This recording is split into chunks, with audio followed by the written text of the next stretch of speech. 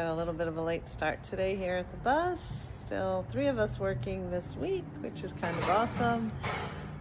Third wheeling, gonna do some glazing, staining of the boards that are gonna go on the back and front of the walls, right under the, or above the driver's seat and behind the bed in the back. These guys are gonna finish the counter, start building cabinets above the counter, and maybe work on the ceiling some more. We'll see.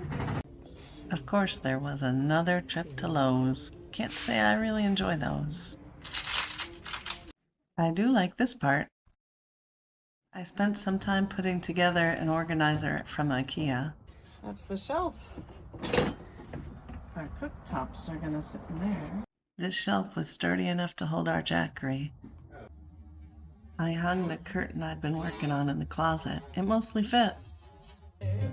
Right.